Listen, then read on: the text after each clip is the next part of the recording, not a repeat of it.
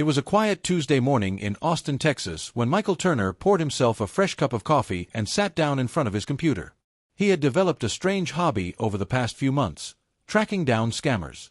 Unlike most people, who simply hung up when they received a suspicious call, Michael took the time to play along, to dig deeper, and to figure out where the scam calls were coming from.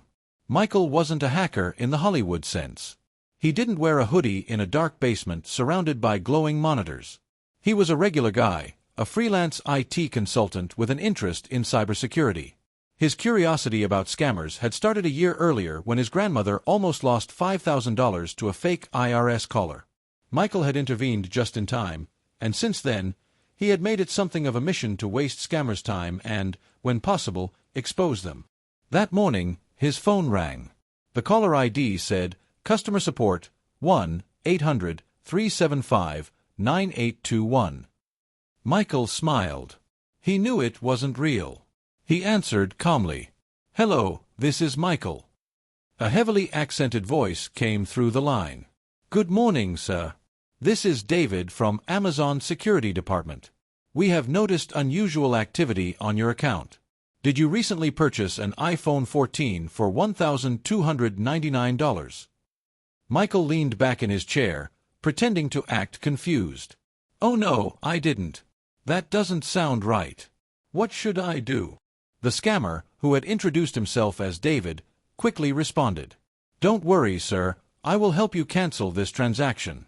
Please log on to your computer so we can secure your account." Michael muted his microphone for a second and grinned. He had heard this script dozens of times.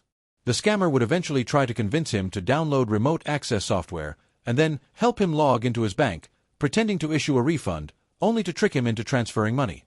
But Michael had a different plan today. He opened a separate virtual machine, safe from his real files, and began typing commands quietly in the background. His goal wasn't just to waste the scammer's time, it was to figure out exactly where they were calling from. "Okay, David," Michael said slowly, pretending to be less tech-savvy than he was. "I've turned on my computer. What now?" "Good, sir," the scammer replied. "Please go to www.secure123help.com and click Download." Michael typed the fake site into his browser, but instead of downloading the file, he opened his network monitoring tools. The scammer was guiding him step by step, believing Michael was falling for it. Meanwhile, Michael was tracing the digital breadcrumbs. After about 15 minutes of playing dumb, Michael finally got what he wanted: an IP address that wasn't hidden properly. With a few more commands, he resolved it to a physical location. His eyes widened slightly as the map loaded: a small office building in New Jersey. Michael chuckled softly.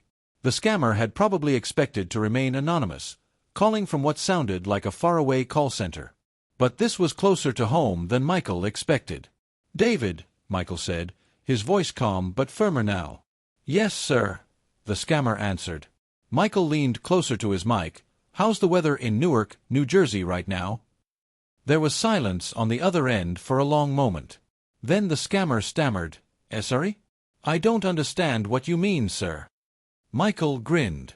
"I mean, how's the weather near Market Street, not far from Broad Street? That's where you're sitting right now, right?" Another silence. This one stretched even longer. Finally, the scammer tried to recover. "Sir, I think you're mistaken. I'm calling from Amazon headquarters in Seattle, Washington." Michael shook his head. "No, you're not. You're in Newark, in a small rented office with about 15 other people. The office with the blue awning outside. Should I keep going?" The scammer's breathing grew heavier. Michael could almost hear him motioning to someone else in the background. "Listen," Michael said, his tone softening just a little. "You think people don't know what you're doing, but they do. And you're not safe hiding behind fake names. I can see your location, and I can report it."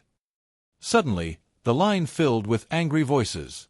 Someone in the background shouted in a different language. Another voice cut in, more aggressive. "Who are you? How do you know this?" Michael stayed calm. "I'm just someone who doesn't like bullies. You call people every day, you trick them into losing their money. But you're not untouchable. People like me can find you. And if I wanted, I could send the authorities straight to your door." There was chaos in the background. The original scammer, David, came back on the line, his voice cracking. "Listen, sir, we're just doing our job. Please don't report us." Michael sighed. "Your job? Your job is stealing from hard-working people. My grandmother almost lost her savings because of scammers like you. Do you understand how serious that is?" The scammer didn't respond. Michael continued, his voice steady but firm. "You need to think about what you're doing. Maybe today I let you off with a warning.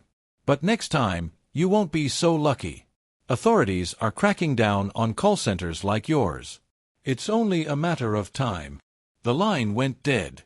Michael leaned back in his chair, sipping his now lukewarm coffee. He knew he hadn't changed the world in that moment, but maybe, just maybe, he had planted a seed of doubt in the scammer's mind. Over the next few days, Michael documented the call, the IP address, and the information he had gathered. He sent the report to a cybersecurity nonprofit that specialized in exposing scam operations. He wasn't sure what would come of it, but he knew that every small action counted. Weeks later, Michael received an email update from the nonprofit. Authorities had conducted a raid on a small office in Newark, seizing computers and freezing accounts linked to fraudulent activity. Michael's jaw dropped. It was the very same location he had identified. He smiled quietly to himself. One less scammer operation on the streets. The experience only fueled his resolve. Michael knew that scammers were everywhere, targeting the vulnerable, the elderly, and those who weren't tech-savvy. He couldn't stop all of them, but he could fight back in his own way. Every time he exposed one, every time he wasted their time or reported their activity, he felt a small victory. And so, Michael kept his phone nearby, waiting for the next customer support call.